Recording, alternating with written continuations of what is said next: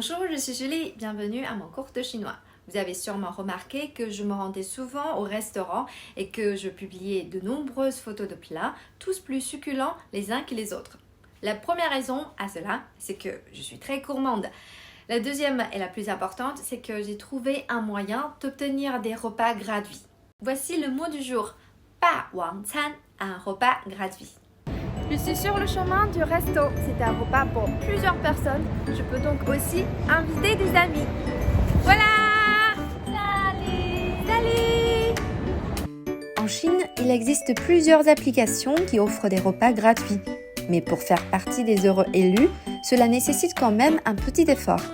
D'abord, il vous faudra poster régulièrement des critiques utiles sur des restaurants que vous avez visités, des photos, des commentaires sur l'ambiance, sur la qualité de la cuisine et du service. C'est la première condition. Vous pourrez ensuite consulter une liste de restaurants proposant des repas gratuits et poser votre demande.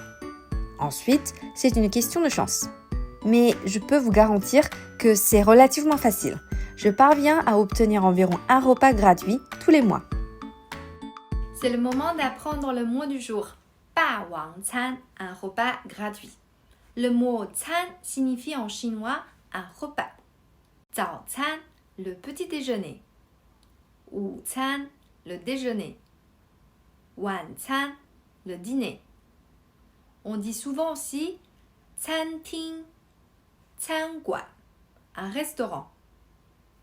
Quant au mot pa wang, il signifie un tyran. Cela vous semble bizarre?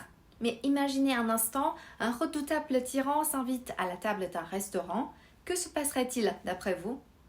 Bien entendu, à la fin du repas, personne n'aurait le courage de lui présenter l'addition. Attention, cette expression n'a rien de péjoratif, c'est juste de l'humour. On peut dire «我中了霸王餐» J'ai gagné un repas gratuit. « 我中了霸王餐» 我们去吃霸王餐吧. Allons prendre un repas gratuit. 我们去吃霸王餐吧. Comme je le disais précédemment, pour obtenir un repas gratuit, il faut d'abord laisser des critiques. Maintenant, c'est à nous de donner notre avis sur ce repas. 餐厅特别的好看，蓝色的主题，然后有点像酒吧。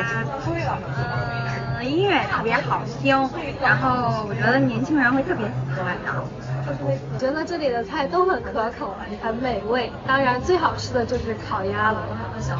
真的，这家餐厅的服务特别周到，很专业，而且还有机器人上菜。En chinois, on se sert parfois de l'expression 吃别人的嘴软 qui signifie que lorsque vous êtes invité à manger chez autrui, il est toujours délicat de faire des commentaires désagréables. En tout cas, merci pour ce repas délicieux et surtout gratuit. À la prochaine!